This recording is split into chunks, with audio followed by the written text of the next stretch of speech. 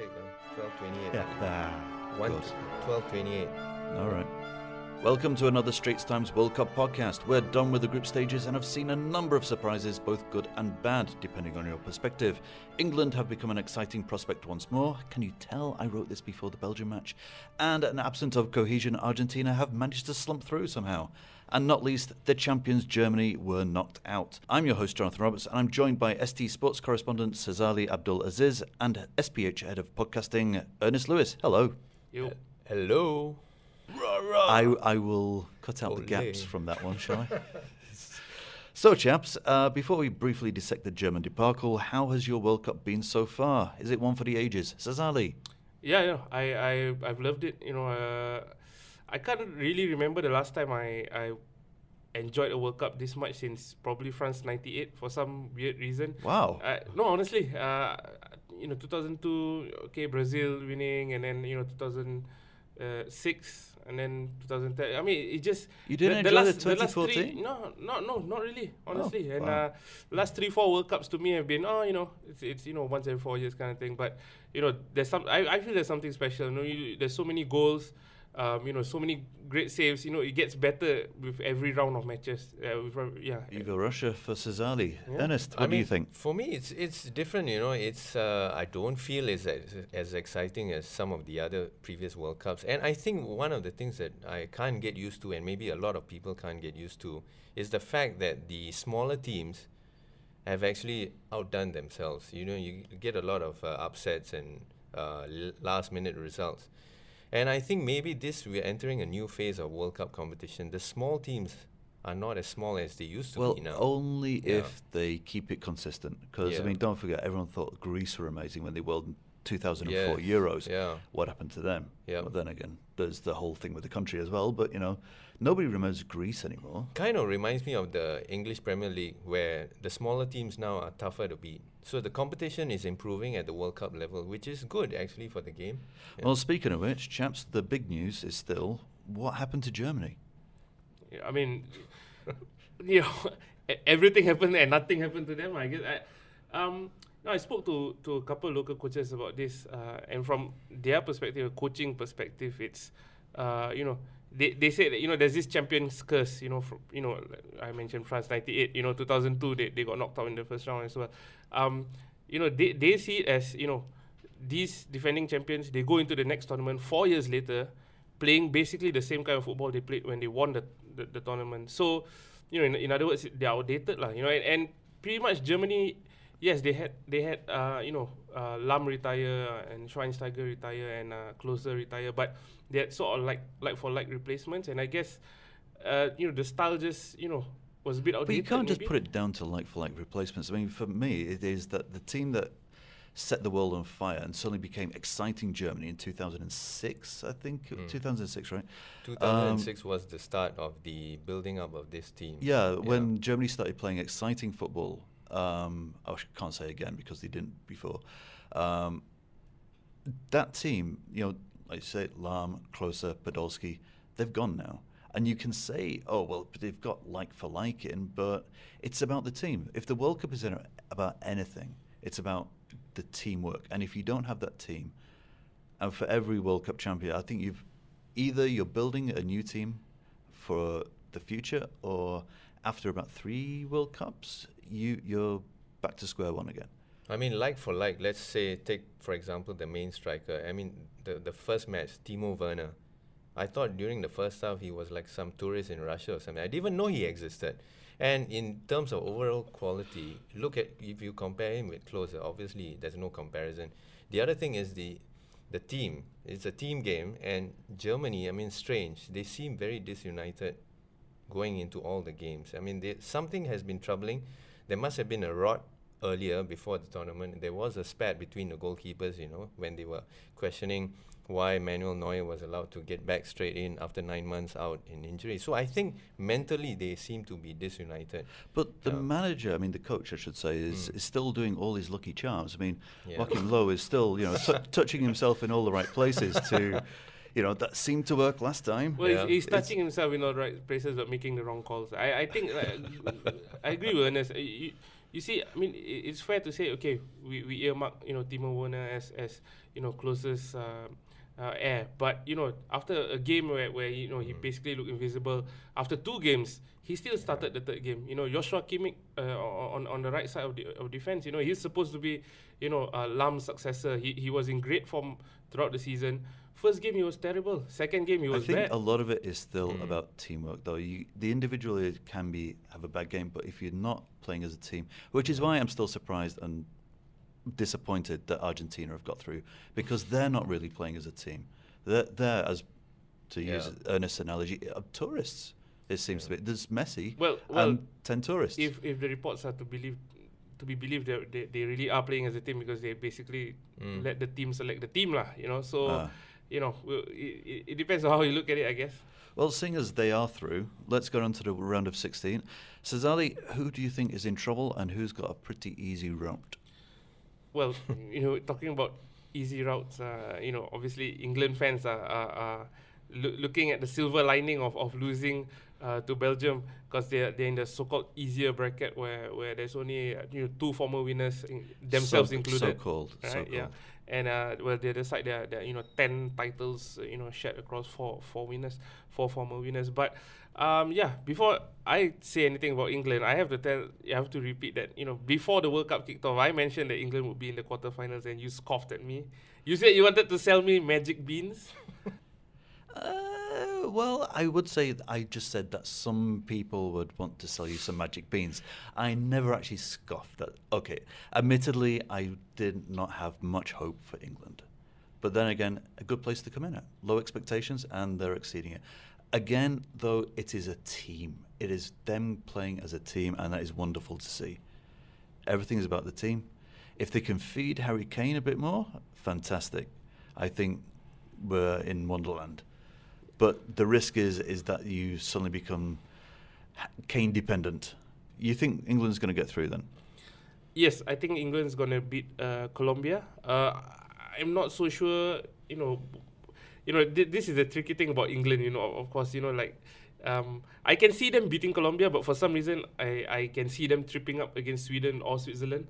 So, once from I tipped them for the quarterfinal, but honestly, I don't know how far they can go beyond that. Yeah, after the group stage, you have to remember sometimes that we're in heartbreak mode. Yes, pretty much. This exactly. is it or nothing now. So yeah, Ernest, who do you fancy? Well, I think Uruguay is probably going to knock Portugal out, because I think they're going to give Ronaldo some hard man treatment. France, Argentina, I still feel that France is keeping a lot in reserve. Argentina, as you said, I mean, with Germany, how many games could they continue flip-flopping, and Argentina, I think they don't have that consistency and that momentum. I'm looking at England. Actually, I'm going further a bit than Sazali now. I think they could actually reach the semi-final, you know what? Because if Switzerland, and I think Switzerland has this never say die attitude, they could pip Sweden, which means England will meet Switzerland. And if England meets Switzerland, they could actually pip Switzerland and meet what I'm predicting Croatia to be in the semi-finals. Okay, what about something like Brazil-Mexico? I mean, you've got the new exciting Mexico and Brazil who, well, seem to be part of this triumvirate of old guard who are just like, okay. Well, I again, going back to the kickoff podcast before the tournament, my pick was Brazil. Admittedly, they haven't been one of the best teams in the tournament, but it's about peaking also at the right time, and they've sort of found a new savior in Coutinho instead of Neymar. So we could see them really kick on. And Mexico, they were fantastic against Germany, who were terrible. You have to remember. In their last game, Mexico themselves were quite horrid. So for all Mexico they've lost their steam, and I still think Brazil is going to reach all the way to the final. Do you think we're going to get familiar names? You think we're going to get familiar names in the final then?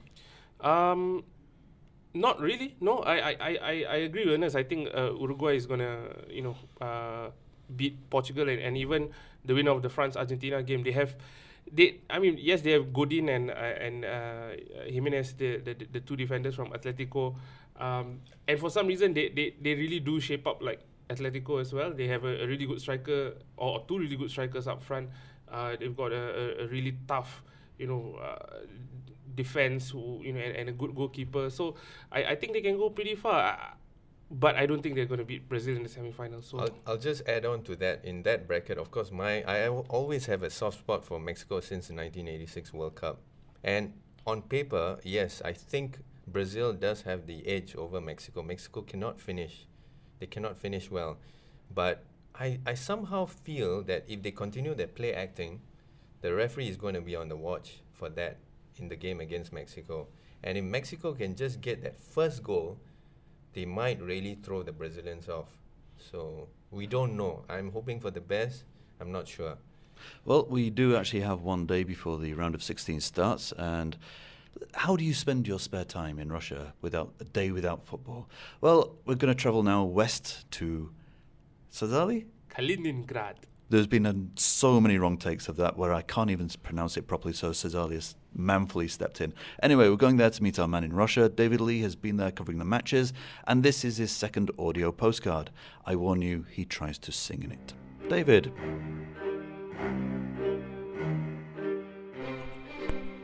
Privyet from Kaliningrad.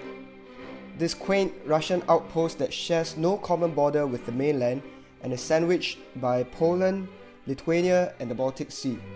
It is the westernmost Russian city and the former Germany city known as Königsberg before it was annexed by the former Soviet Union in 1945.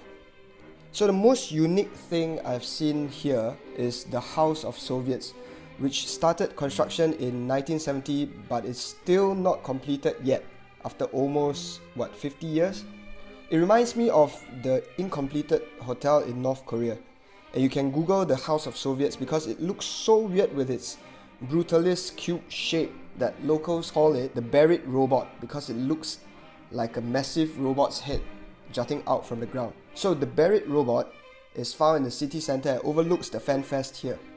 And the German fans, you can say that they were a crestfallen bunch on Wednesday when I was there, when defending champions Germany lost 2-0 to South Korea and crashed out of the first round for the first time in 80 years. But to be fair, the German fans took it on the chin and said their team deserved to be knocked out for their poor performances. So talking about fans, I had thought that the Mexican fans in Moscow knew how to make a din and a party. Well, that was before I had seen the Argentina fans out in full force in St. Petersburg. Okay, perhaps there wasn't so much at stake in the first group game when they drew 1-1 with Iceland in Moscow. But in their last group game against Nigeria in St. Petersburg, the way they sang from start to finish really carried their team. It was deafening, spine-tingling, and I can say even mind-altering when almost 50,000 people sing of their love for Messi, Maradona at the top of their voices, So Argentina were actually on their way out with just minutes left when Marcus Rojo, of all people, popped up in the penalty box to score the winner and send them through. But the real heroes for me were the fans. So this throws up a fascinating clash between France and Argentina in the round of 16. So can Lionel Messi go from strength to strength after scoring against Nigeria, or will he just fade away because there's just no more room for mistakes in the elimination stages? Talking about mistakes, I made one of the worst mistakes on this trip. Feeling a bit homesick to be away for almost 3 weeks now, I thought about the Dragon Boat Festival that had just passed when I walked past the Chinese restaurant in St. Petersburg and decided to buy a dumpling for, $2? It was the worst. Okay, first it had no meat, then there were just 3 pitiful red dates inside the sticky rice, which had absolutely no taste at all. Okay, but that's just one small misadventure, and I'm also sorry for bringing to an end the perfect streak of Akhil the cat after I went to see this beautiful white cat at the Hermitage Museum. But the Russian food has generally been good. Borscht, or you call it the beetroot soup, is the ultimate comfort food on a cold day. And the Russians get their grilled meat and vegetables on point. So it has been a great World Cup so far with lots of goals, lots of last-minute drama, and the atmosphere continues to be boisterous, and there has been no major incidents in the cities I've visited. So let's look forward to the knockout stages. Spasiba David. And you can read his reports at straitstimes.com or indeed in print. And now for those of us watching it on TV, there is a double-edged sword with watching the World Cup. You can watch the match, but you also get the commentary and the punditry. Ernest, you've been having a bit of a love-hate relationship with this year's pundits, haven't you? Yeah, I don't know. I'm always amused by this, I'm trying to wonder, is there an art to the football punditry, where you can actually sound dramatic, but actually not say anything concrete? Well, what have your issues particularly been with these commentators this year? Okay, let's just take a game, take a team that's not really performing, Argentina, Germany, or even, so things like, oh, you've got to decide what you want to do at this World Cup. Are you at this World Cup? Are you at this World Cup? What are you there for? Are you going to use every part of your body? Every part of your body? If not, bang, end of story. Simple as that. We apologise to anyone of any nation that you think Ernest was doing an impression of. He's got the template pat down, honestly. Yeah. I think I was trying to go for Eastern Croatian and just Eastern Croatian there. Sazali, I've been watching the local stuff. I mean, a lot of people are putting the pundits up on social media, and you can see them there. Like, my current favourite is Angry Roy Keane, who currently looks like he's going to murder one of his co-hosts. Well, he always looks. He doesn't just currently look like that, I guess. Yeah, but we've seen quite a lot of reactions on social media. Slating the pundits. From Darren Anderton, Singapore, all the way to Patrice Evra in the UK, as well as who's that, Slaven Bilic. And Roy Keane, I guess, and they're the comedy duo for BBC, I guess, or is it ITV? ITV, I think, yeah.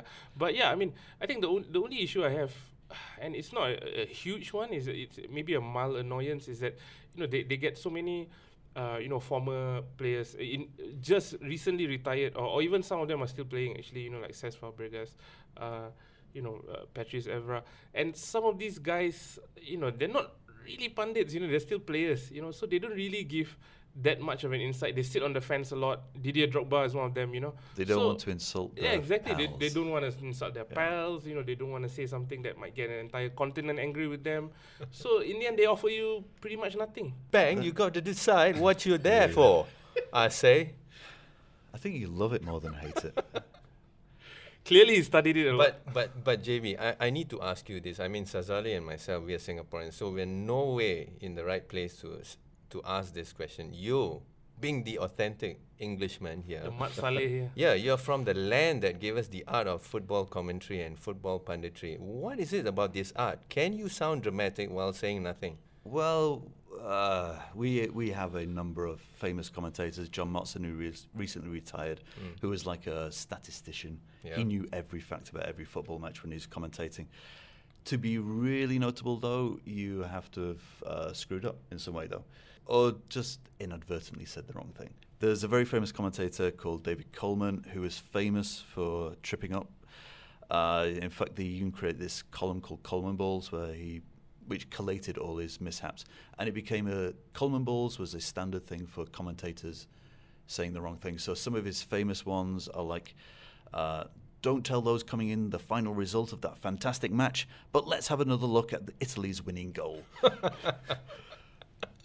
Or, saying mundane stuff just to fill time, like, he's 31 this year, last year he was 30. There's also, sometimes things get attributed to him as well. There's a very famous one from athletics saying, and Linford Christie spreads his legs and shows us exactly what he's got. In the realm of saying something dramatic while saying nothing at all, look, there's plenty of pundits and commentators in England who do the same thing. I can remember Barry Venison. You remember that journeyman, former Newcastle, former Liverpool player? He was a pundit at one point. And they asked him, what did he think of a match? And he said, I smell drama. You smell drama? No, but some of the things they some of the pundits at this World Cup have been saying are quite ridiculous. I saw a clip the other day of Leon Osman, the former Everton player. I'm not even sure what channel he's on, but he was a pundit for someone, and he rattled off like 13 cliches in 40 seconds or something like that. You know, it's a game of two halves, the ball is round, in one sentence. At the end of the day. At the end of the day, yes. Early doors, you need to get in. Yeah, 13 cliches in 40 seconds is, you gotta, take your hat off to the guy, lah. And also there was a clip of Ryan Giggs telling this, cringe story of how, Carlos Queiroz, didn't really make the best first impression simply because he called him Giggs instead of Ryan or Giggsy. And it was so painful to watch, you know what I mean? Of course, you kind of hope that these pundits and commentators are going to try and have a bit more fun with it, not try and be so po-faced, not so serious. I mean, a really good example, actually, that he could take a leaf from is the England's 98 World Cup squad. They had a bet that in every interview they'd try and sneak a song title in. Oh. And apparently Alan Shearer and Gareth Southgate were the best ones. Oh, is it?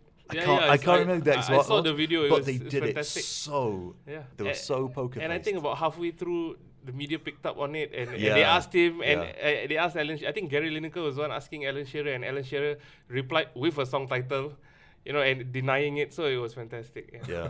So JB, you're saying what? This art needs something like you need a few ingredients. You need the analogy. Well, you need the analogy, and you need to take that analogy much further than it really needed to go. Oh, okay. So if you say, "Oh, he's on the pitch," he's like a chef. He's like a chef. He's got his pizza ingredients. He's brought the toppings. Look at him. He's brought the toppings, and he's out for delivery. He's going across the pitch. Look, he's made one delivery, 30 minutes or less. Perfect. Bit of a tip there, but then the defence comes up. Have they got the money to pay for it? They don't have the money. Oh, what's he going to do? He's going to ask questions. They're going to ask questions of him. Can they pay in kind? That's when the wah-wah guitar starts. Is he going to be able to get into the goal? That went further than I thought. Yeah. Can we get you in for every England match from now on? No. With food analogies each time.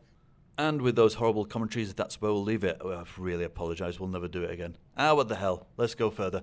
You'll hear us next time after the round of 16, just before the quarterfinals. And don't forget, this is Heartbreak Central. This is where they do it or they die. That's awful, isn't it? Anyway, you'll hear us again. In the meantime, do go to straitstimes.com for more podcasts. There's a whole range of stuff there, from films to business to finance to health even. All the wonders of the world. And join us again. Sazali, Ernest, thanks for joining me now. Always great to be in the SPH Pleasure Dome. Said with as much conviction as the Argentina squad. Always great to be here, always. Thanks, JB. Can't wait to hear you again. You'd think we were worst of enemies. Until you hear us again, spasiba and dos vidania.